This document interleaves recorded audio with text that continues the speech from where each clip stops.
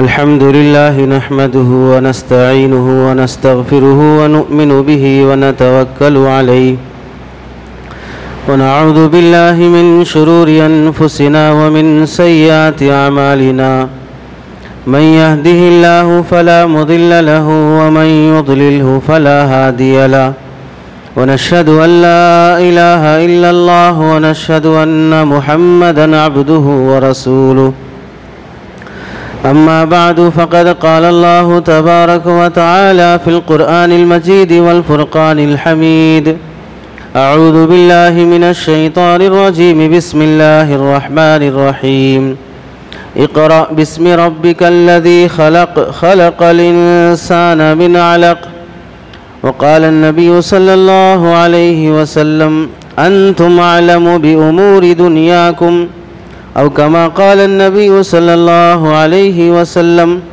اللهم صل على سيدنا محمد وعلى آل سيدنا محمد وبارك وسلم اللهم صل على سيدنا محمد وعلى آل سيدنا محمد وبارك وسلم اللهم صل على سيدنا محمد وعلى آل سيدنا محمد وبارك وسلم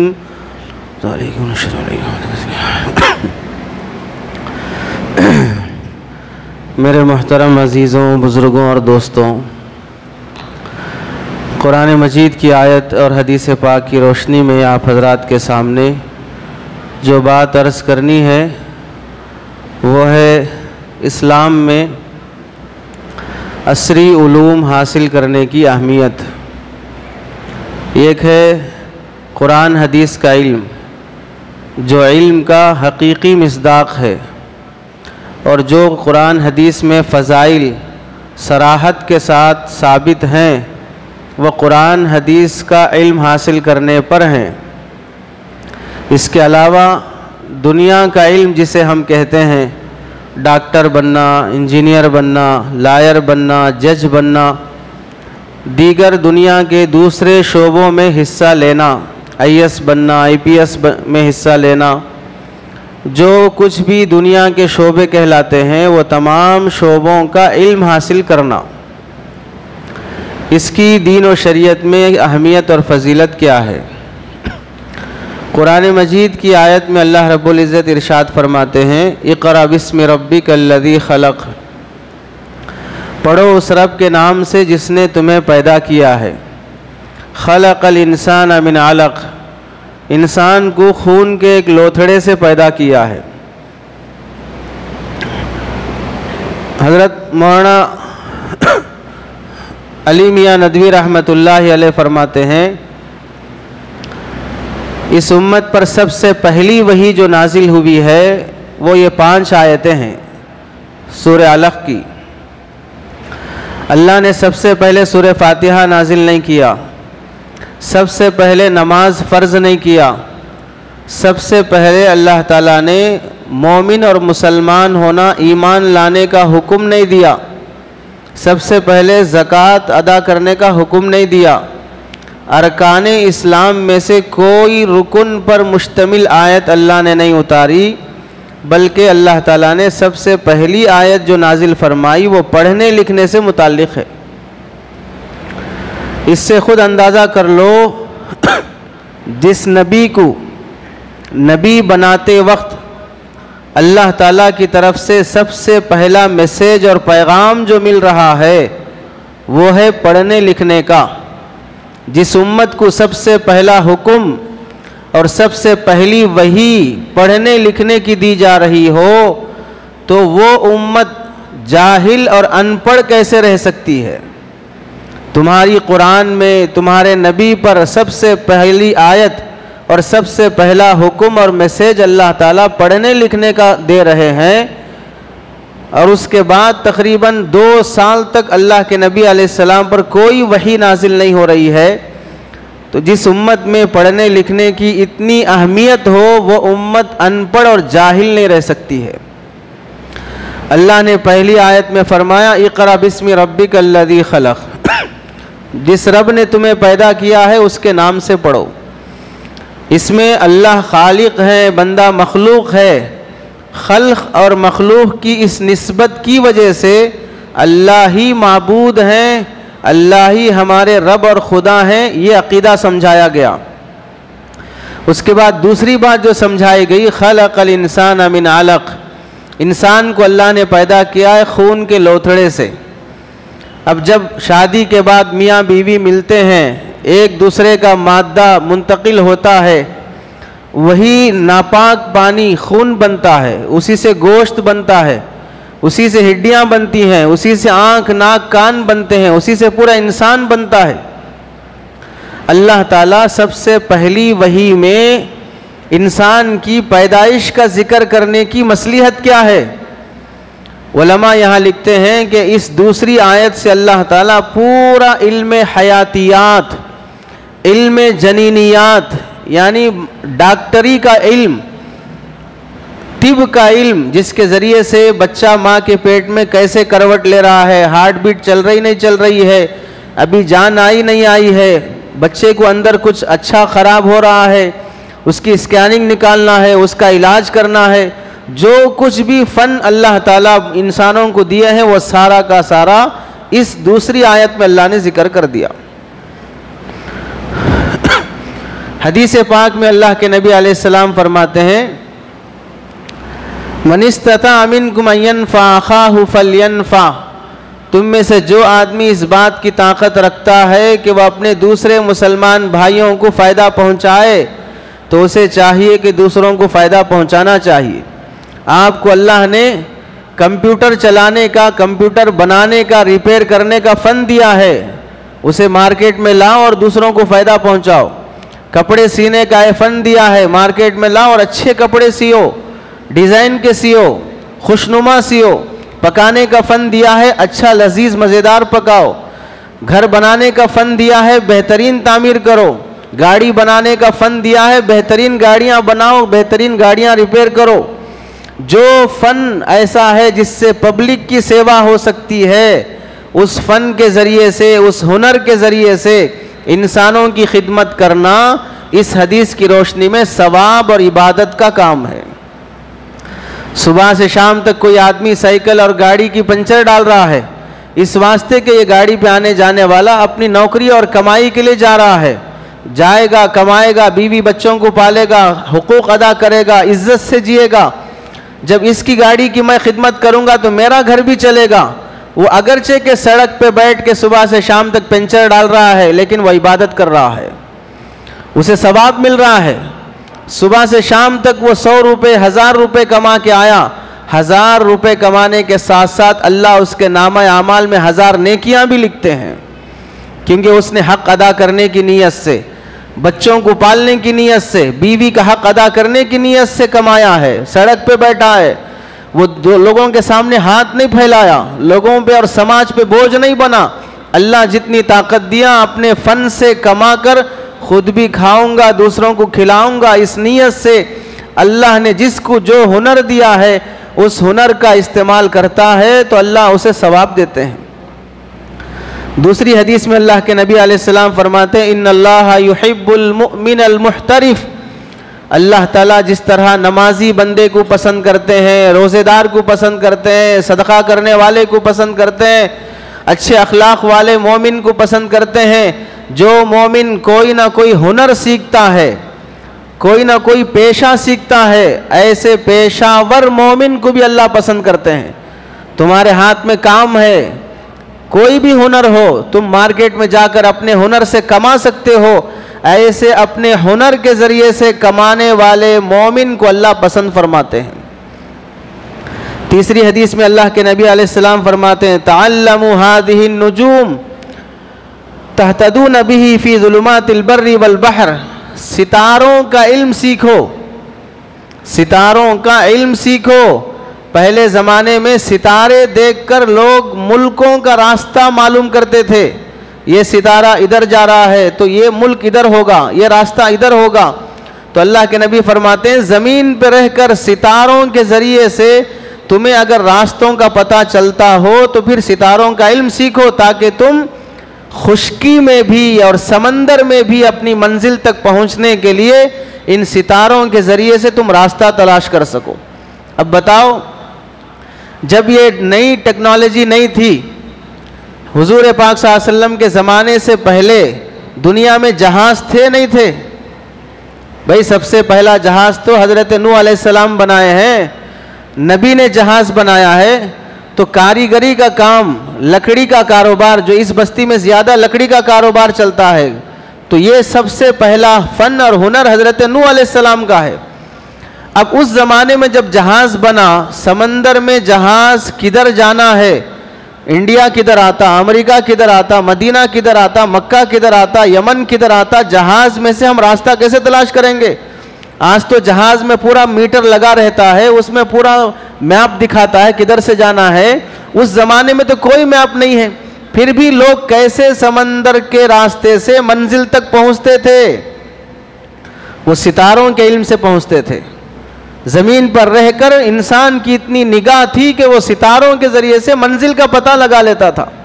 تو اللہ کے نبی علیہ السلام فرماتے ہیں، اگر تمہیں جغرافیہ کا علم آتا ہو، ہسٹری کا علم آتا ہو، تاریخ کا علم آتا ہو، جس میں تمہاری دلچسپی ہو، وہ علم سیکھو تاکہ تم اس کے ذریعے سے راستہ تلاش کر کے منزل تک پہنچ سکو۔ اب ایک گاؤں اور ایک صوبے سے دوسرے صوبے جانا ہو تو آپ کو بورڈ لگا رہتا ہے، اگر یہ بورڈ لگے ہوئے نہ ہو، کوئی بتانے والا نہ ہو، تو آدمی منزل تک کیسے پہنچے گا؟ جنگل میں آدمی راستہ نہیں پاتا ہے تو کیسے بھٹک جاتا ہے؟ سمندر میں راستہ نہ ملے، کبھی ہوائی جہاز کو نیچے ایئرپورٹ پر سے سگنل نہیں ملتا تو کتنا وہ اوپر چکر کاٹتا رہتا ہے۔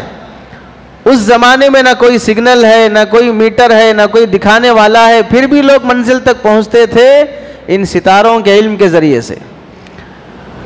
علماء نے لکھا ہے، علامہ بلازری فتوح البلدان ان کی کتاب ہے، اس میں لکھتے ہیں اللہ کے نبی علیہ السلام جب دنیا میں تشریف لائے، پورے مکہ مکرمہ میں جتنی آبادی تھی، پوری آبادی میں پڑھے لکھے لوگوں کا اگر اندازہ کیا جائے تو 15 سے 20 لوگ تھے بس۔ پورے مکے میں پڑھے لکھے لوگوں کی تعداد 15 سے 20 تھی بس، باقی کسی آدمی کو اپنا نام نہ لکھنا آتا تھا نہ پڑھنا آتا تھا۔ ایسے جاہلوں کے ماحول میں اللہ کے نبی علیہ السلام کو پیدا کیا، اور اللہ کے نبی علیہ السلام کو اللہ نے جتنے ہزاروں معجزے دیے، ان معجزوں میں سب سے اہم اور بڑا معجزہ وہ علم کا معجزہ ہے، وہ قرآن کا معجزہ ہے۔ ایسا کلام اور ایسا قرآن اللہ نے نبی کو دیا کہ اس کے برابر یا اس کے جیسا کوئی ایک آیت آج تک نہیں لا سکا، آج تک ویسی آیت کوئی نہیں لا سکا۔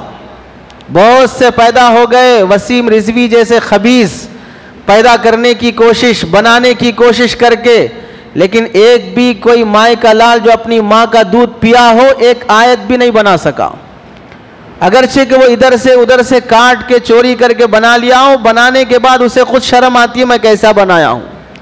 جیسے کوئی بدصورت آدمی آئینے میں اپنا چہرہ دیکھنے کے بعد خود پہ لعنت کرتا ہے، کیسی غلیظ صورت ہے، ویسا جس نے قرآن جیسی کوئی آیت بنانے کی کوشش کی ہے وہ خود کو تھوک لیا ہے۔ یہ سب سے بڑا معجزہ اللہ کے نبی علیہ السلام کا علم کا معجزہ ہے۔ قرآن مجید جو اللہ تعالیٰ نے نازل فرمایا اس میں کتنے علوم ہیں؟ علامہ سیوطی رحمۃ اللہ علیہ لکھتے ہیں قرآن مجید میں 77,450 علوم ہیں۔ ڈاکٹر بننا ایک علم ہے، انجینئر بننا ایک علم ہے، لائر بننا ایک علم ہے، ایسے گناتے جاؤ گے تو قرآن مجید میں اللہ نے 77,450 علوم نقل کیے ہیں۔ 77,450 علم اللہ نے قرآن میں رکھے ہیں۔ جو جس نیت سے قرآن کو پڑھ کر اس میں سے علم کے خزانے حاصل کرنا چاہے گا، اللہ وہ علم اس کے لیے راستے کھولتے جائیں گے۔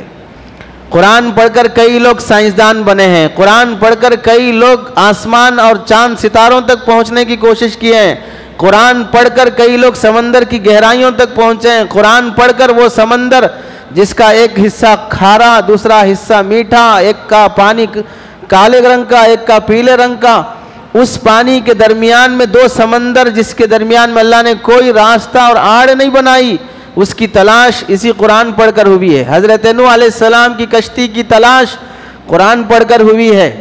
بچہ ماں کے پیٹ میں کب کروٹ لیتا ہے، کب گوشت کا لوتھڑا ہڈی بنتا ہے، کب اس میں آنکھ بنتی ہے، کب اس میں جان پڑتی ہے، یہ سب قرآن پڑھ کر ہوا ہے۔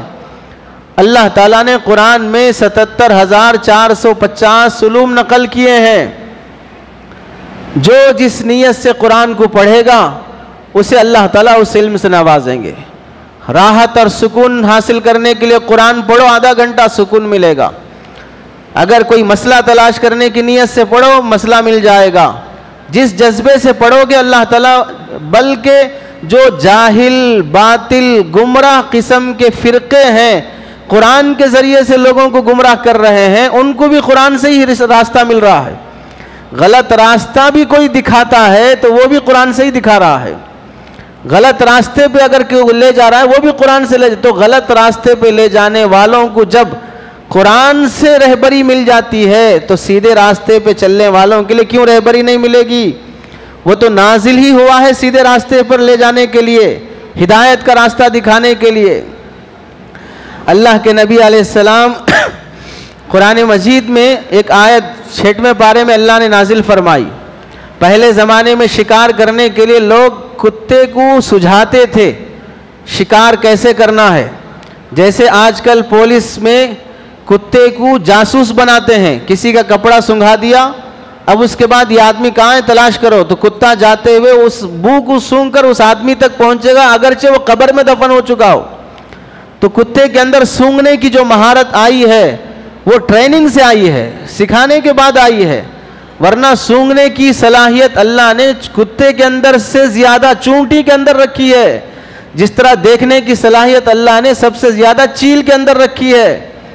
ہر جانور کے اندر ایک مہارت اللہ نے رکھی ہے، ٹرین کرنے کے بعد وہ ماہر بنتا ہے، اس کا فن کھل کے آتا ہے۔ تو جس طرح کتوں کو سکھانے کے بعد کتا جاسوس بنتا ہے، نگہبان بنتا ہے، گھر کی حفاظت کر رہا ہے، مالک کی حفاظت کر رہا ہے، کسی چور کو آنے نہیں دے رہا ہے، بلائے پکارے تو فوراً بھاگ کے آ رہا ہے۔ اب کتے کو اتنا بنایا، اتنا سکھایا کہ لوگ کتے کا نام ٹائیگر رکھنا شروع کر دیے۔ کتے کا نام کیا رکھنا شروع کر دیے؟ ٹائیگر۔ ٹائیگر تو شیر ہوتا ہے۔ اتنا سکھایا تم نے کتے کو، اب کتے کا نام ٹائیگر رکھ رہے ہو۔ اللہ نے بھی قرآن مجید میں 6ویں پارے میں شکاری کتے کی اہمیت بیان کی ہے کہ اگر کوئی مسلمان جنگل میں شکار کرنے کے لیے نکلے، ہرن، بھینس، بیل، کوئی بھی حلال جانور بھاگ رہا ہے، ظاہر سی بات ہے یہ اس کے پیچھے جنگل میں بھاگ کر پکڑ نہیں سکتا، تو اب شکاری کتے کو اس جانور کی طرف اشارہ کر کے چھوڑا بسم اللہ کہہ کر، جس کتے کو تم نے شکار کرنا ٹرین کیا ہے، سکھایا ہے، اب وہ کتا جا کر اس شکار کو دبوچ لے، پکڑ لے، اس کا گلا دبا دے یا اسے مار دے، تم پہنچنے تک وہ زندہ ہے تو بسم اللہ کہہ کے ذبح کرو، اگر نہیں مر گیا ہے پھر بھی تمہارے لیے وہ جانور حلال ہے، پھر بھی وہ جانور تمہارے لیے حلال ہے۔ کیوں؟ اس واسطے کہ یہ عام گلی کا کتا نہیں ہے، یہ وہ کتا ہے جسے شکار کرنا سکھایا گیا ہے۔ پتہ کیا چلا؟ سکھانا، سیکھنا، سکھانا، پڑھنا، پڑھانا، اگر تم کتے کو بھی دو گے تو کتے کے بھی احکام بدل جائیں گے، وہ بھی عام کتوں سے بڑا بن جاتا ہے، اس کا شکار کیا ہوا حلال بن جاتا ہے۔ جب کتے کو تعلیم دینے پر وہ کلب معلم سکھایا ہوا کتا وہ شکار کیا تو حلال، دوسرا کتا آ کے شکار کیا تو اب حلال نہیں ہے۔ کتے کو بھی تعلیم دینے پر حلال سے کوئی چیز حرام، حرام سے کوئی چیز حلال بن جاتی ہے۔ یہ علم کی فضیلت اور مقام ہے، تو انسانوں کو اگر سکھاؤ گے تو اللہ کے نزدیک ان کا مقام کتنا ہوگا۔ حضرت سلیمان علیہ السلام کے لشکر میں جب انہیں پانی کی ضرورت پڑی تو حضرت سلیمان نے ہدہد پرندے کو تلاش کیا۔ 19ویں پارے میں اللہ نے اس کا ذکر کیا ہے کہ وہ ہدہد پرندہ کہاں ہے، مجھے نہیں دکھ رہا ہے۔ وجہ کیا ہے؟ دوسرے پرندوں کے مقابلے میں اس پرندے کو زمین میں پانی کہاں ہے یہ زمین پر رہ کر وہ دکھا دیتا تھا۔ جیسے بعض لوگوں کو فن رہتا ہے، وہ ناریل ہاتھ میں لے کے گھومتے رہتے ہیں، یہاں پانی ہے یہاں بور ڈالو، وہ کبھی واچ ہاتھ میں لے کے گھومتے رہتے ہیں، یہاں پانی ہے یہاں بور ڈالو، اس کی فیس وصول کی جاتی ہے۔ جیسے انسانوں کو کہاں پانی ہے کہاں پانی نہیں ہے یہ فن ملا ہے، اس پرندے کو بھی اللہ نے یہ فن دیا تھا کہ وہ زمین پر رہ کر کس جگہ پر پانی ہے یہ بتا دیتا تھا۔ جب اس پرندے کو پانی کا علم ہوا، اللہ نے اس کا تذکرہ قرآن میں کیا ہے۔ علم چاہے پرندوں کے پاس ہو، علم چاہے کتوں کے پاس ہو، اللہ اس کی بھی لاج رکھتے ہیں۔ حضرت سلیمان علیہ السلام کا لشکر گزر رہا ہے، چونٹی کو علم ہوا کہ لشکر حضرت سلیمان کا جا رہا ہے، یہ ہمارے چونٹیوں کے کپے کو اور گھر کو رون دے گا، تو وہ چونٹی اعلان کر رہی ہے کہ چلے جاؤ گھسلوں میں اندر چلے جاؤ، سلیمان کا لشکر آ رہا ہے۔ تو جب اس کو علم ہوا تو اپنے علم کے مطابق اس نے اپنے قبیلے کو بچانے کی کوشش کی۔ اللہ نے اس چونٹی کا ذکر بھی قرآن میں کیا، مستقل اس سورے کا نام ہی سورہ نمل ہے، چونٹی کا سورہ، جس میں اللہ نے چونٹی کا واقعہ ذکر کیا۔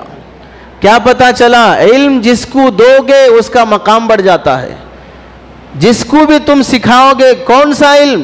قرآن حدیث کے علم کی بات نہیں کر رہا ہوں، جسے ہم دنیا کا علم سمجھتے ہیں، جسے ہم دنیا کا علم سمجھتے ہیں۔ بتاؤ، جس شکاری کتے کو شکار کرنا سکھایا گیا، اسے قرآن کی آیتیں پڑھائے، اسے حدیثیں پڑھائے، کیا پڑھائے؟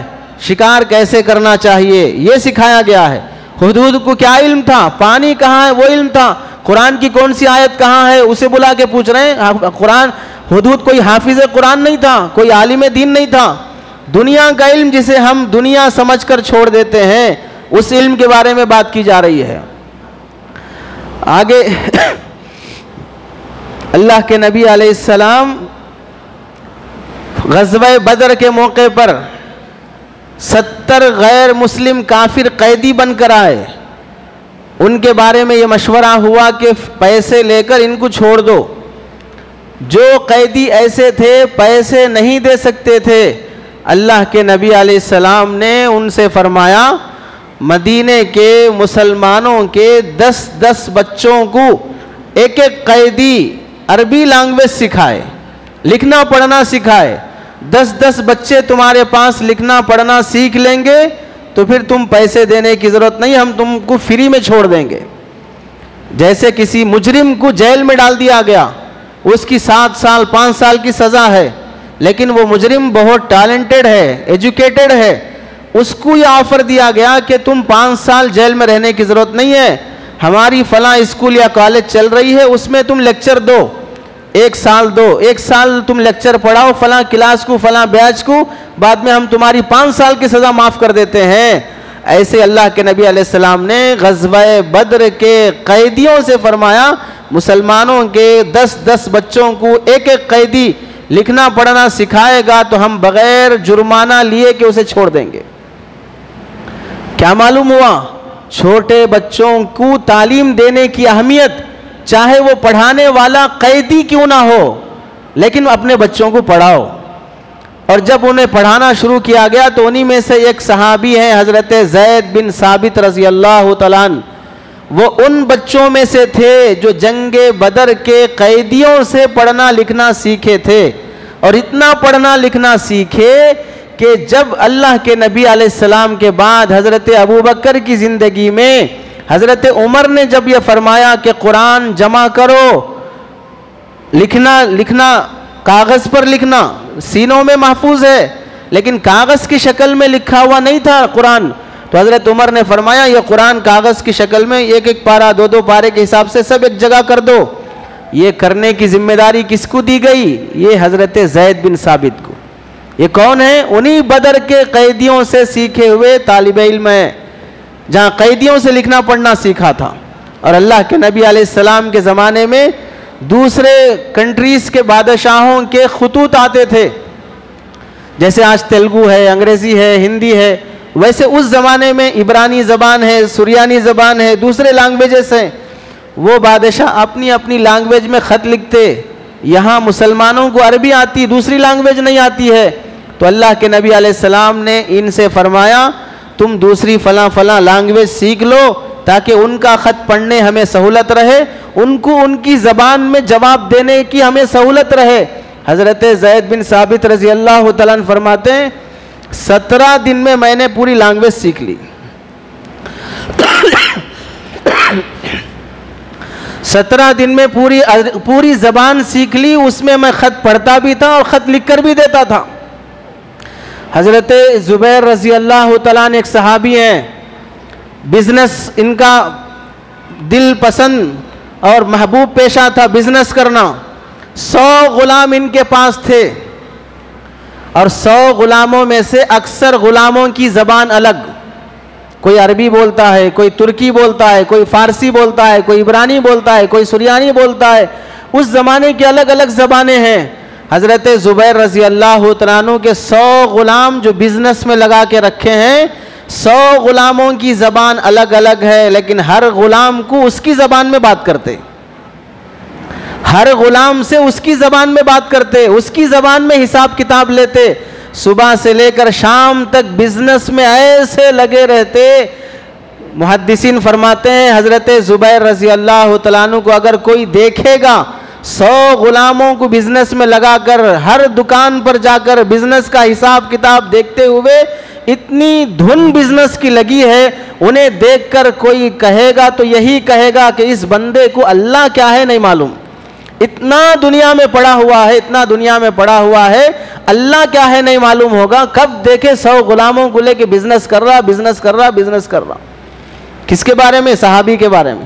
اور جب یہی حضرت زبیر رضی اللہ تعالیٰ عنہ شام ہونے کے بعد عشاء کی نماز پڑھ کر مصلی پہ کھڑے ہو کر اللہ کے سامنے نفلیں اور تہجد پڑھ کر رونا جب شروع کرتے ہیں تو ان کے رونے کو دیکھ کر آدمی یہ کہے گا اس بندے کو دنیا کیا ہے نہیں معلوم ہوگا، یہ آخرت کے غم اور فکر میں ایسے رو رہا ہے کہ اسے دنیا کیا ہے نہیں معلوم ہوگا۔ دن میں جو کرنا ہے وہ بزنس میں لگے ہیں اور رات میں اللہ کے سامنے کھڑے ہو کر اللہ کو منانا ہے اس میں لگے ہیں۔ علماء نے لکھا ہے اگر کوئی آدمی ہنر سیکھا ہے، پیشہ فن سیکھا ہے، کوئی بھی ہنر کوئی بھی فن ہو، اس کے ذریعے سے وہ اپنی روزی روٹی کما رہا ہے۔ تم میں سے کتنے لوگ ہیں جن کے ہاتھ میں اللہ نے ہنر رکھا ہے، کاریگر ہے، اس کے ذریعے سے اس کا گزارا چلتا ہے۔ اس کی مثال کیسی ہے؟ حضرت موسیٰ علیہ السلام کی والدہ کی طرح ہے۔ حضرت موسیٰ علیہ السلام جب کسی عورت کا دودھ نہیں پی رہے تھے، بالآخر کسی نے رہبری کی کہ ایک عورت ہے جو اس بچے کو دودھ پلائے گی، کون ہے وہ؟ خود حضرت موسیٰ کی والدہ، جس بچے کے مار دیے جانے کے ڈر سے سمندر میں نہر میں ڈال دیا گیا تھا۔ فرعون کی بیوی نے بلایا اور ان کو اجرت پر رکھا، مزدوری پر رکھا کہ اس بچے کو دودھ پلاؤ۔ دودھ پلانے والی کون ہے؟ خود حضرت موسیٰ کی ماں اپنے بچے کو دودھ پلا رہی ہے اور دودھ پلانے پر فرعون کے دربار سے اس کو سیلری مل رہی ہے، تنخواہ مل رہی ہے۔ تو جس طرح ایک ماں اپنے بچے کو دودھ پلانے کا جو حق ہے وہ حق بھی ادا کر رہی ہے، اس پر اللہ اسے ثواب بھی دے رہے ہیں اور اس پر اسے پیسہ بھی مل رہا ہے۔ ایسے ہی اگر کوئی آدمی اپنے ہنر اور فن سے کماتا ہے تو اسے دنیا اور پیسہ بھی ملے گا اور اس ہنر کے استعمال پر اللہ اسے آخرت میں ثواب بھی دے گا۔ یہ حضرت موسیٰ علیہ السلام کی ماں کی طرح دنیا بھی کمائے گا، آخرت بھی کمائے گا۔ اور ایسے ہی آگے فرماتے ہیں قرآن مجید کے نازل ہونے کا مقصد اگرچہ کہ دنیا کی طرف بندے کو مشغول کرنا نہیں ہے، دنیا میں مصروف کرنا نہیں ہے، لیکن یہ بھی نہیں ہے کہ قرآن مجید دنیا کے علوم اور فنون حاصل کرنے سے منع کرتا ہو، ایسا بھی نہیں ہے۔ اللہ کے نبی علیہ السلام نے مختلف موقعوں پر صحابہ کو دنیا کے علوم اور فنون حاصل کرنے کی ترغیب دی ہے۔ صحابہ کیا کرتے تھے؟ کھجور کے درخت جب گاڑتے تو صحابہ کو اتنا ٹیلنٹ تھا، کھجور کے درختوں میں ایک درخت لڑکا ایک درخت لڑکی، دونوں کو دیکھ کر ایک بازو گاڑتے تھے۔ اللہ نے انسانوں میں جس طرح مذکر میل فیمیل جیسے پیدا کیے، درختوں میں بھی اللہ نے میل فیمیل پیدا کیے۔ تو صحابہ ایک میل کھجور کا درخت، دوسرا فیمیل کھجور کا درخت بازو گاڑتے تھے۔ کھجور کے درخت گاڑنا ہوتا تو اٹھاتے، وہ فیمیل ہے گاڑ رکھ دیتے، میل ہے اٹھا کے بازو رکھتے۔ ایسا رکھ رہے تھے گویا کہ وہ میاں بیوی کی شادی ہو رہی ہے، ویسے گاڑ رہے ہیں۔ اللہ کے نبی علیہ السلام نے دیکھا یہ دیکھ دیکھ کے کہیں کو گاڑ رہے ہو۔ صحابہ نے مسکراتے ہوئے کہا یا رسول اللہ اس میں میل بھی رہتے فیمیل بھی رہتے، بازو بازو رہے تو تھوڑا کھجور زیادہ لگتے، بازو بازو رہے تو تھوڑا کھجور زیادہ لگتے، عقل مند کو اشارہ کافی ہے، بیوقوف کو پورا قرآن پڑھے تو بھی کافی نہیں ہوتا، تو میل فیمیل بازو رہا تو کھجور تھوڑا زیادہ لگتے۔ اللہ کے نبی علیہ السلام نے فرمایا اس سے کچھ بھی ہونے جانے والا نہیں ہے، معمول سے گاڑ دو۔ تو نبی کی بات پر صحابہ گاڑ دیے۔ اس سال کھجور لگیش نہیں سیدھا، اس سال کھجور برابر لگے ہی نہیں۔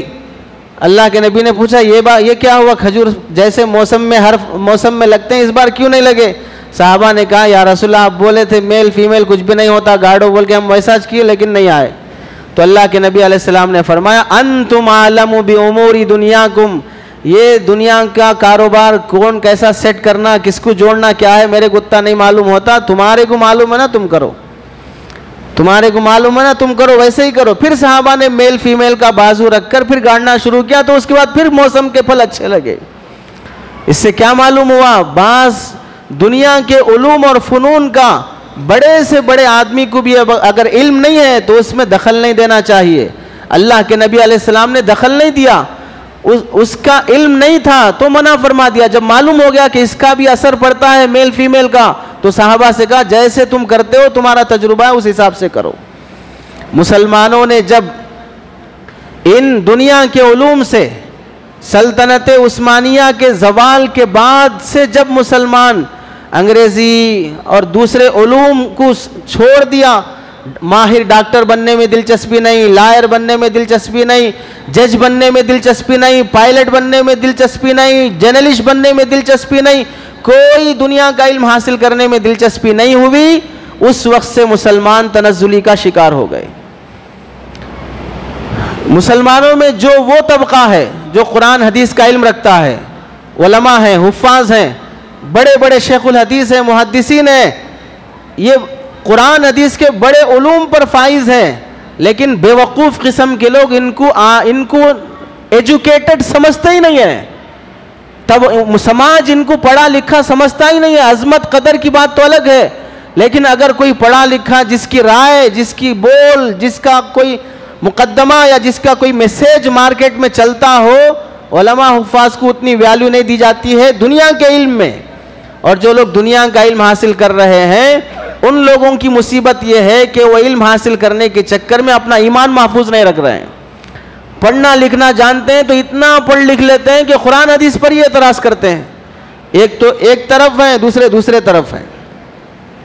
اور جب سے مسلمان سماج کے تقاضوں کو بھول گئے کہ سماج اس وقت کدھر چل رہا ہے، ان کو کس طرف لے جانا چاہیے، صرف ایک ہی رخ پر چلنا شروع کر دیے۔ کمانا شروع کرے، ہر کوئی آٹوز ڈال رہا، کمانا شروع کیے۔ ایک زمانے میں چلا بھائی میکینیکل انجینئر کا مارکیٹ تھا تو ہر کوئی میکینک بن رہا، سول کا چل رہا، ہر کوئی سول انجینئر بننا چاہ رہا، سافٹ ویئر کا چلا تھا آج سے تقریباً 15 سال پہلے، ہر کوئی سافٹ ویئر انجینئر بن رہا ہے۔ اب وہ مارکیٹ پورے کو ٹھنڈا پڑا ہوا ہے، کئی انجینئر بھکاری بنے ہوئے ہیں، یہاں چپل کی شاپ میں، وہاں کپڑوں کی شاپ میں، وہاں فلاں شاپ میں۔ اگر دل کو لگ رہا ہو تو برداشت کر لو، سننا پڑے گا، ڈاکٹر کے پاس آئے ہیں تو سوئی چبھے گا اور درد ہوگا۔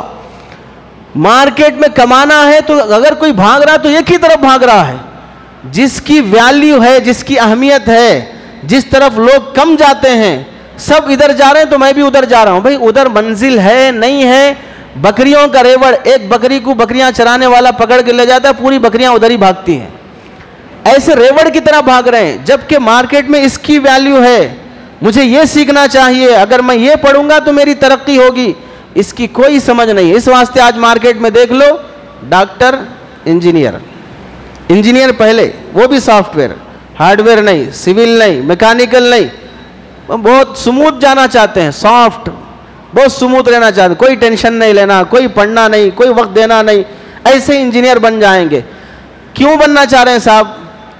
نوکری کی خاطر نہیں، اس واسطے کہ معلوم ہے تمہارے کو کتنے ویکنسیز ہیں، کتنے نہیں معلوم ہے، کیوں پڑھنا چاہ رہے ہیں؟ نوکری نہیں ملتی، کم از کم چھوکری تو بھی ملتی.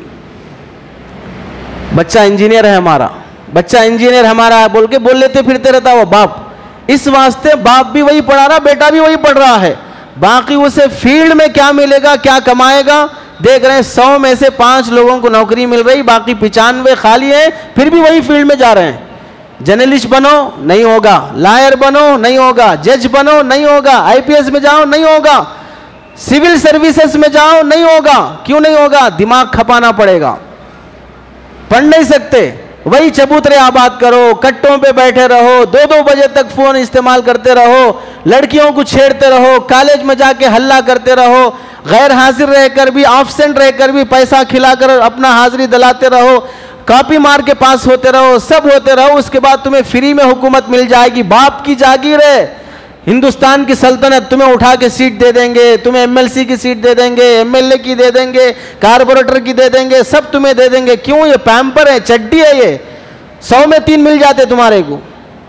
اس طرح حماقت کے ساتھ مسلمان ایجوکیشن میں جو پیچھے ہوتے گیا ہے، آج وہ تنزلی دیکھ رہا ہے. ہر مسلمان کی زبان پہ شکایت ہے، پورے سسٹم میں ان کے لوگ بیٹھے ہوئے ہیں، پورے سسٹم میں ان کے ہی لوگ بیٹھے ہوئے ہیں. کن کے؟ سب سمجھ رہے ہیں کن کے لوگ بیٹھے ہوئے ہیں. پورے سسٹم میں نیچے سے لے کر ان کے ہی ہیں. ممبر آف پارلیمنٹ ان کے ہیں، پولیس میں ان کے ہیں، ملٹری میں ان کے ہیں، ڈاکٹر میں ان کے ہیں، فلاں میں ان کے ہیں. کن کے ہیں؟ تمہارے باپ کے ہیں. کن کے ہیں؟ تمہارے دشمنوں کے ہیں. جب جانتے ہو کہ ان کے لوگ سسٹم میں بیٹھے ہوئے ہیں، کیسا بیٹھے؟ ہر کوئی چیٹنگ کر کے بیٹھا ہے. 100 کے 100 بیٹھے ہیں تو سب چیٹنگ کر کے بیٹھے ہیں، کوئی پڑھا لکھا نہیں ہے اس میں سے. تو ظاہر سی بات ہے چیٹنگ کر کے رشوت دے کے بیٹھنے والے 50% ہوں گے، باقی 50 تو پڑھ کر ہی آئے ہیں. تو تمہارے میں سے تو وہ بھی نہیں ہے. جنگ آزادی کے موقع پر پورے حکومتی اور سرکاری عہدوں پر 44% مسلمان تھے. سرکاری عہدوں پر 44% مسلمان تھے. 2008 کی رپورٹ ہے، صرف 4% مسلمان اس وقت سرکاری عہدوں پر ہیں. صرف 70-75 سال کے عرصے میں 40% سرکاری عہدوں سے مسلمان گر گیا. کیوں گر گیا؟ آٹو چلانے کا شوق ہے، بنڈی ڈالنے کا شوق ہے، ڈرائیونگ کرنے کا شوق ہے، چھوٹے چھوٹے کاروباروں پر خوش ہونے کا شوق ہے، محنت کر کے مجاہدہ کر کے رات دن جاگ کر پڑھنے کا شوق نہیں ہے. تو پھر کہاں سے رہے گا؟ جس دور میں مسلمان کتنے پڑھے لکھے ہوتے تھے، اللہ کے نبی علیہ السلام کے زمانے کے بعد خود اللہ کے نبی علیہ السلام نے کتنی ترغیب دی ہے دنیا کا علم حاصل کرنے پر. اللہ کے نبی نے فرمایا اگر کوئی شوہر اپنی بیوی کو ایک لقمہ کھلاتا ہے اور اپنے بچے کو ایک لقمہ کھلاتا ہے، اللہ اس لقمہ کھلانے پر بھی اسے ثواب دیتے ہیں. یہ حدیث آپ لوگوں نے سنی ہوگی لیکن سمجھی نہیں ہے. اللہ کے نبی فرماتے ہیں بیوی کو لقمہ کھلائے تو بھی ثواب ملتا. تو اب اس میں کیا سمجھ؟ بیوی سے پیار محبت سے رہنا، بیوی کو کھلانا، منہ میں منہ ڈالنا، یہ سب سمجھ میں آ رہا ہے. لیکن یہ لقمہ کہاں سے آئے گا؟ بھیک مانگ کے لاؤ گے؟ کہاں سے آئے گا یہ لقمہ؟ یہ لقمہ تمہیں مارکیٹ میں کمانا پڑتا ہے. یہ چاول کا دانے کا ایک لقمہ جو تم بنائے ہو، یہ لقمہ کہاں کس کھیت اور مڑائی سے اگا ہے؟ وہ کسان اسے اگایا ہے، اگانے والے کسان کو ثواب ملا. وہاں سے کس مل میں آیا ہے، اس مل میں وہ چاول صاف ہوا ہے، اس پر پالش ہوئی ہے، اس مل چلانے والے کو ثواب ملے گا. وہ مارکیٹ میں کس دکان پر آیا ہے، بیچنے والے تاجر کی محنت ہے، اس پر ثواب ملے گا. وہاں سے گھر میں آ کر کس نے اسے بنایا پکایا ہے، وہ پکانے کے لیے چولہا کس نے بنایا ہے، گیس کہاں سے بنا ہے. ایک لقمہ بن کر تمہارے منہ میں آنے کے لیے کتنے پروسیس سے گزرنا پڑتا ہے. ان سب کی اگر نیت اچھی ہے تو وہ سب کے سب عبادت گزار ہیں، ان سب کو ثواب ملے گا. اللہ کے نبی علیہ السلام یہ پورا سسٹم جوڑ کر بیان فرمایا کہ بیوی کو لقمہ کھلانے پر بھی ثواب ہے. ایک حدیث میں اللہ کے نبی علیہ السلام نے فرمایا اگر تم مرغی ذبح کرتے ہو، جانور ذبح کرتے ہو کاٹ کے کھانے کے لیے، چاقو پہلے تیز کر لو، جانور کے سامنے تیز نہ کرو، اور 2-4 دھار میں ہی اسے ذبح کر دو، تکلیف دے کر ذبح نہ کرو. محدثین علماء نے لکھا ایک جانور کو کاٹ کر کھانے کے لیے ذبح کر رہے ہیں تو اللہ کے نبی فرماتے ہیں مہارت کے ساتھ ذبح کرو تو پھر اگر کسی انسان کا آپریشن ہو رہا ہو اسے جلانے کے لیے تو کتنی مہارت چاہیے. مرغی کو کاٹ رہے ہیں, جانور کو کاٹ رہے ہیں کھانے کے لیے, جلانے کے لیے نہیں. اگر کسی انسان کا آپریشن ہو رہا ہے تو کس لیے؟ اسے جلانے کے لیے. کاٹنے میں مہارت چاہیے, جانور کو کاٹنے میں. ایسے ہی انسان کو بھی کاٹا جاتا ہے, اس کی سرجری کی جاتی ہے, تو اس سرجری میں بھی ڈاکٹر کو ماہر ہونا چاہیے. اس حدیث کے تحت میں علماء نے لکھا ہے.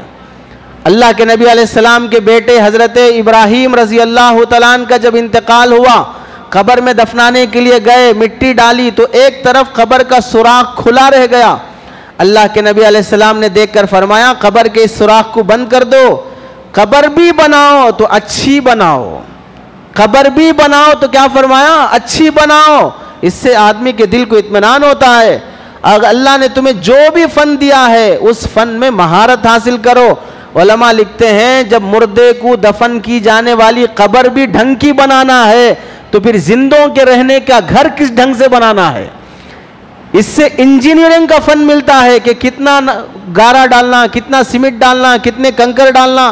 چھت اگر ایسی بنے گی تو کتنے دن چلتی, کتنے دن میں گر جاتی. یہ سب فن اللہ کے نبی کی حدیث سے معلوم ہوتا ہے. قبر بھی بناؤ تو ڈھنگ کی بناؤ, ایسے ہی گھر بھی بناؤ تو ڈھنگ کا بناؤ. اللہ کے نبی علیہ السلام نے دو صحابہ کو, حضرت عروہ ابن مسعود اور حضرت غیلان رضی اللہ تعالیٰ عنہما, ان دو صحابہ کو اللہ کے نبی نے ملک شام کے ایک شہر کو بھیجا. جاؤ, جا کے وہاں کے لوگ توپ بناتے ہیں, بندوق بناتے ہیں, دشمن سے لڑنے کے لیے نئے نئے ٹیکنالوجیز ان کے پاس ہیں. تم دو صحابہ جاؤ, ان کے ملک میں جا کر وہاں رہ کر یہ دشمن سے لڑنے کے لیے جو نئی نئی ٹیکنالوجیز ان کے پاس ہیں وہ سیکھ کے آؤ. کس کو بھیج رہے ہیں؟ اللہ کے نبی صحابہ کو بھیج رہے ہیں. یہ دو صحابہ گئے, وہاں سے نئی ٹیکنالوجی دشمن سے لڑنے کی سیکھی. اس سیکھنے میں اتنا ٹائم گزر گیا کہ وہ دو صحابہ غزوہ حنین اور غزوہ طائف جو غزوات ہیں جس میں اللہ کے نبی شریک تھے, ان بڑے غزوات میں وہ دو صحابہ شریک نہیں رہ سکے. کیوں؟ وہ لوگ جنگ کا علم سیکھنے کے لیے گئے ہوئے ہیں. اب اگر کوئی دشمن سے لڑنے کے لیے بندوق بنانا, توپ بنانا, فلاں چیز بنانا, یہ چیزیں سیکھ رہا ہے تاکہ ملک کی حفاظت ہو, انسانیت کی حفاظت ہو, قوم کی خدمت ہو, تو وہ خیر کا اور بھلائی اور ثواب کا کام کر رہا ہے. اللہ کے نبی علیہ السلام کے صحابہ میں سے کتنے صحابہ ایسے ہیں. صحابہ کے بعد تابعین کا دور دیکھ لو, تبع تابعین اور حکمرانوں کا دور دیکھ لو. ہر دور میں انہوں نے علوم کی حفاظت کی ہے, نئے نئے علوم سیکھے ہیں. مامون الرشید, ہارون رشید کا بیٹا, 125 ہجری میں اللہ کے نبی دنیا سے جا کر ابھی 115 سال ہوئے ہیں. 115 سال کے عرصے میں مسلمانوں کے پاس لکھنے پڑھنے کا اتنا جذبہ کہ بغداد میں اس بادشاہ نے ایک لائبریری, پبلک لائبریری جس میں عام مسلمان آ کر پڑھ سکتے ہیں, ایسی پبلک لائبریری قائم کی. اس زمانے کے 115 سال اللہ کے نبی دنیا سے جانے کے بعد, آج سے تقریباً 1300 سال پہلے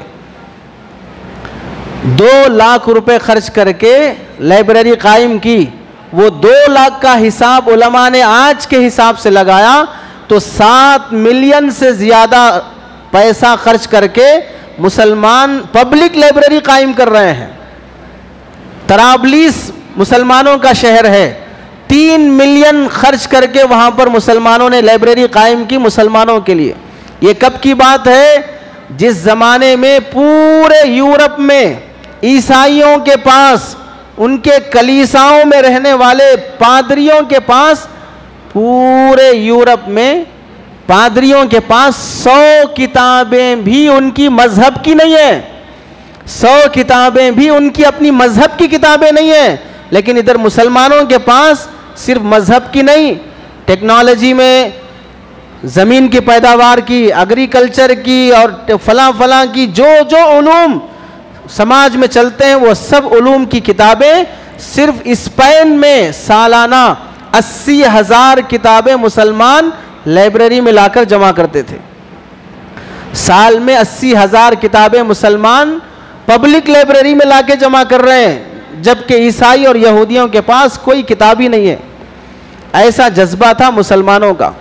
سب سے پہلے دوربین بنانے والا مسلمان، سب سے پہلے ہوائی جہاز کا پلان دینے والا مسلمان، سب سے پہلے ہاسپٹل بنانے والا ولید بن عبد الملک، یہ مسلمان جس نے سب سے پہلے اسپین میں اور بغداد میں ہاسپٹل قائم کیا. اور جب یہی بادشاہ جب دوسرے ملکوں میں ابن طولون میڈیکل کالج جس میں 100 سے زیادہ مختلف ملکوں کے ماہر ڈاکٹر وہاں پر پڑھاتے تھے، مسلمانوں کا بنایا ہوا. آنکھوں کا آپریشن کرنا سب سے پہلے سکھایا مسلمان نے، پیٹ کا آپریشن کرنا سب سے پہلے سکھایا مسلمان نے. یہ سب مسلمانوں کی تاریخ ہے، اور اس میں اللہ کے نبی علیہ السلام ترغیب دے رہے ہیں مسلمانوں کو آگے بڑھنے کے لیے. اور آج مسلمانوں کا حال کیا ہے؟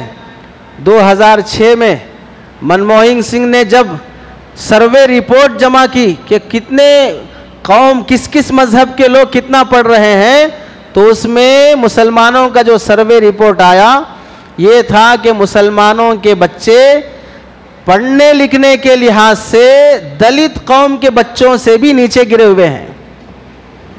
100 بچوں میں سے صرف 5 بچے مسلمانوں کے پوری ایجوکیشن سسٹم تعلیم کو مکمل کرتے ہیں، باقی 95 بچے بیچ میں ہی چھوڑ دیتے ہیں. بڑے بڑے PhD کیے ہوئے، ایوارڈ لیے ہوئے لوگ پوری دنیا میں 513 ہیں، ان میں سے صرف ایک مسلمان ہے، باقی سب دوسرے مذہب کے لوگ ہیں. 513 میں صرف ایک مسلمان ہے بس، باقی سب دوسرے مذہب کے لوگ ہیں. 25% مسلمان کے بچے وہ ہیں جو آج تک نہ کسی اسکول کا منہ دیکھے نہ کسی اسکول کی سیڑھی پہ چڑھے ہیں. 12 سال سے لے کر 24 سال تک کے مسلمانوں کے بچے صرف 43% پڑھتے ہیں، اور اس میں بھی ایجوکیشن پورا کرنے والے صرف 13% ہوتے ہیں. اس میں بھی ایجوکیشن پورا کرنے والے 13% ہوتے ہیں. جن کی پڑھائیوں کا یہ حال ہے، ان کے نہ اسکول اچھے، نہ کالجز اچھے، نہ پڑھائیاں اچھی. پڑھاؤ کس کو پڑھاتے؟ لڑکیوں کو پڑھاتے، بیٹیوں کو پڑھاتے. بیٹوں کو پڑھانے کی عقل نہیں ہے. لڑکیاں کالج پڑھ رہی ہیں، لڑکیاں ڈگری حاصل کر رہی ہیں. پوری ادھر کالج دیکھ لو، مہدی پٹنم کی وومنس کالج جا کے دیکھ لو، عیسائیوں کی رہے گی. 80% مسلمان بچیاں برقع پہن کے آئیں گی. اندر جانے کے بعد وہ برقع کہاں ہے نہیں معلوم، اس کی جینس پینٹ، اس کا ٹی شرٹ، اس کا شارٹ جو بھی پہن کے آئے گی، وہ بے حیائی کے ماحول میں. 80% مسلمانوں کی بچیوں میں سے کتنی فیصد ہیں جن کی عزتیں محفوظ ہیں وہ اللہ بہتر جانتا ہے، جن کا دامن داغدار نہیں ہوا وہ اللہ بہتر جانتا ہے. لڑکیوں کو پڑھانے کا بھوت سوار ہوا ہے. وہ لڑکیاں جو ڈگری حاصل کریں گی، عزت کا سودا کر کے، جسم بیچ کر، بے حیائی کے ساتھ پڑھ کر آنے والی لڑکیاں باس کو خوش کر سکتی ہیں، شوہر کو خوش نہیں کر سکتی. وہ کمپنی چلا سکتی ہیں، وہ گھر نہیں چلا سکتی. وہ اپنے ویٹر کو، نوکر کو خوش کر سکتی ہیں، وہ کبھی اپنے بچوں اور ساس کو خوش نہیں کر سکتی. اس سے ایک کمپنی اور ایک دکان یا ایک ایجوکیشن سسٹم چل سکتا ہے، لیکن اس سے گھر کبھی آباد نہیں ہو سکتا، جسے گھر آباد کرنا سکھایا ہی نہیں گیا ہے. اور بچوں کو دیکھو، لڑکوں کو پڑھنے کے لیے کہا جائے، ہر وقت آپشن رہنا، کٹوں پہ بیٹھے رہنا، فالتو فلموں میں لگے رہنا، چھیڑتے رہنا، زندگی برباد کرتے رہنا.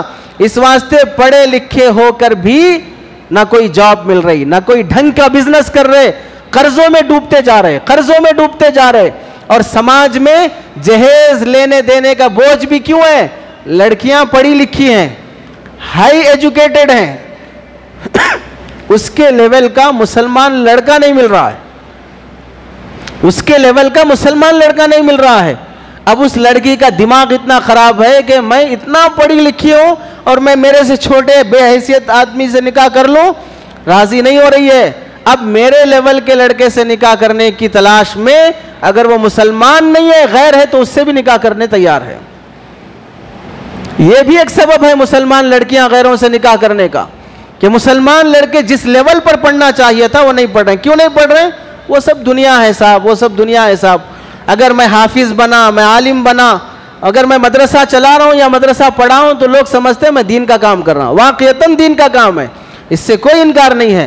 لیکن دوسری بات، تم لوگ جو یہ سمجھ رہے ہو کہ اسکول چلانا دین ہے، دنیا کمانا ہے، ڈاکٹر بننا دنیا ہے، لائر بننا دنیا ہے، جج بننا دنیا ہے، فلاں کرنا دنیا ہے، یہ جو تم سمجھ رہے ہو یہ حماقت اور بے وقوفی ہے۔ اچھی نیت سے، قوم کی خدمت کے جذبے سے اور اپنے حقوق ادا کرنے کی نیت سے تم دنیا کا جو کام کرتے ہو کرو، یہ سب دین ہے۔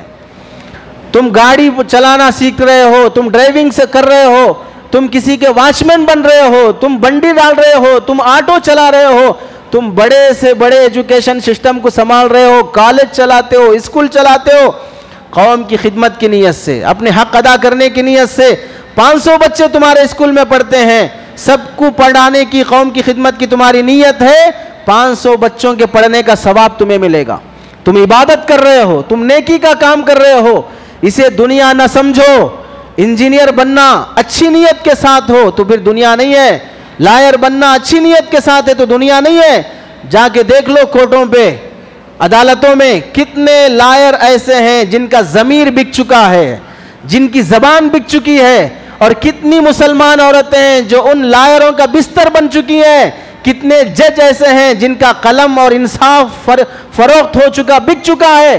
اگر اس سسٹم میں مسلمان ہوتا، اللہ کا ڈر رکھنے والا وکیل اور لائر ہوتا، مظلوم کو جلد انصاف مل جاتا۔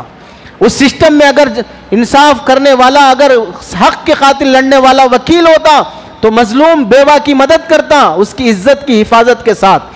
کتنی بیواؤں کی عزت لوٹی جا رہی ہے انصاف دلانے کی امید پر، کتنا انہیں بے حیا بنایا جا رہا ہے ان کا حق دلانے کی امید اور آرزو پر۔ اگر ہر سسٹم میں مسلمان بیٹھا ہوتا، اسی لیے حضرت عمر نے فرمایا کیا بات ہے، مارکیٹ میں بزنس کے لیے مسلمان نہیں دکھ رہے، یہودی مارکیٹ میں زیادہ دکھ رہے۔ اللہ کے نبی علیہ السلام کے صحابی حضرت عمر مسجد میں ممبر پہ آ کے صحابہ کو جھنجھوڑ رہے ہیں، تم لوگ مارکیٹ میں نہیں دکھ رہے ہو، دکانوں بازار میں نہیں دکھ رہے ہو۔ اگر مسلمان مارکیٹ سے ختم ہو گیا تو مارکیٹ میں دھوکہ عام ہو جائے گا، مارکیٹ میں سود عام ہو جائے گا، یہودی اپنا بزنس پلاننگ چلائیں گے۔ صحابہ کو حضرت عمر جھنجھوڑ کر کہتے ہیں کہ اگر تم مارکیٹ میں نہیں آئے، کل کے دن تم ان کے محتاج بن کر جیو گے، ان کے ہاتھ کے نیچے جیو گے۔ اور آج دیکھ لو مسلمان بھی کہتا ہے کہ ہول سیل بزنس پورا جتنا بھی ہے وہ ان کا ہے، ان کا بولے تو سمجھ جاؤ، اب اس میں فلاں فلاں مذہب کا نام لینے کی ضرورت نہیں۔ حیدرآباد میں کھجور کا بزنس، کھجور کون کھاتا ہے؟ ہر کھجور کو پتا ہونا چاہیے کھجور کون کھاتا ہے، مسلمان کھاتا ہے، لیکن ہول سیل بزنس کس کا ہے؟ اپنا نہیں ہے، وہاں سے لے کے آؤ ان کو ڈالو، وہاں سے لے کے آؤ ان کو ڈالو۔ کپڑے شاندار، ہر عید برات پہ مسلمان وائٹ کپڑے پہننا، ہول سیل بزنس کس کا ہے؟ مسلمان کا نہیں، وہاں سے لے کے آنا یا ڈالنا۔ شرم آنی چاہیے، جسے تم علماء کو، حفاظ کو تانا دیتے ہو کہ ان کو دنیا نہیں معلوم، ان کو دنیا نہیں معلوم، یہ خالی قرآن حدیث میں پڑے رہتے۔ ارے تم کیا دنیا جانتے ہو؟ دو جانتے ہو، اس میں کر کے دکھاؤ۔ ہم دین جانتے ہیں، اس واسطے قرآن حدیث کے بارے میں جو کتابیں لکھنا تھا، جو شروحات لکھنا تھا، ہمارے بڑوں نے وہ لکھا، وہ حق ادا کیا۔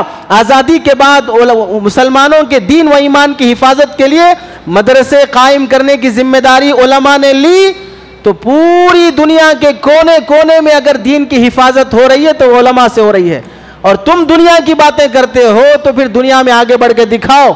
ہماری دعائیں تمہارے ساتھ رہیں گی، ہمارا سپورٹ تمہارے ساتھ رہے گا، تمہارے ہر قدم پر ہمارا وعدہ ہے کہ تمہیں ثواب ملے گا۔ صبح سے شام تک پسینہ بہا کر، خون پانی بہا کر، تم محنت کر کے، مزدوری کر کے اپنے معصوم بچے کو کھلانے کے لیے، بوڑھی ماں کی دوائی کے لیے، بہنوں کی شادی کے لیے، ایک ایک پائی جو تم جمع کرتے ہو، اللہ کے نبی کا وعدہ ہے ہر پائی پر تمہیں ثواب دیا جائے گا، ہر پائی پر تمہارے لیے نیکی لکھی جائے گی۔ اتنا تمہیں دنیا کی عظمتیں بتانے کے بعد بھی تم وقت فالتو ضائع کرتے رہتے ہو، وقت برباد کرتے ہوئے چبوتروں اور کٹوں پہ بیٹھے رہتے ہو، کوئی ڈھنگ کا کام نہیں کرتے۔ 2 سال ہو گئے، کیا کر رہے صاحب؟ جاب سرچنگ کر رہا ہوں، سرچ میں ہے صاحب، 2 سال سے سرچنگ میں ہے۔ بعض پاگل بیٹھے ہوئے ہیں، کویت سے آ گئے، سعودیہ سے آ گئے، کیا کر رہے صاحب؟ فلیٹاں کھلنے کا انتظار کر رہا ہوں۔ تمہارا باپ ہے وہاں پر فلیٹ کھولنے کے لیے، 2 سال تک تم یہاں کچھ نہیں کر سکتے، خالی وقت ضائع کرتے ہو۔ لاک ڈاؤن میں دکانیں بند ہو گئی تو ہم نے دیکھا گھروں میں کام کرنے والے واچ مین بنڈیاں لے کے گلیوں میں نکل گئے. وہ بزنس کرنا جانتا ہے, وہ واچ مین ہے, لیکن لاک ڈاؤن میں کمانے کا یہی طریقہ ہے. جب ان کو اتنا دماغ ہے کہ ان کی عورتیں گھروں میں کام کر کے اپنے بچوں کو بڑے بڑے کالجز میں پڑھا رہی ہیں, تو تم کو اتنا دماغ نہیں ہے, اپنے چھوٹے چھوٹے بچوں کو دکانوں پہ کام پہ لگاتے ہو. شرم آنی چاہیے. پھر تانے دیتے ہو مدارس میں بچوں کو جو انگریزی نہیں پڑھاتے, فلاں نہیں پڑھاتے. جو تم پڑھ لیے وہ ڈھنگ کے کر لو, پہلے جو تم پڑھے وہ تمہاری جاب صحیح کر لو, تم صحیح ڈھنگ کے کما لو, اس کے بعد پھر علماء اور مدارس پہ تانا دینا شروع کرو. اللہ تعالیٰ سے دعا ہے کہ اللہ تعالیٰ عقل نصیب فرمائے. آمین. وآخر دعوانا ان الحمد للہ رب العالمین.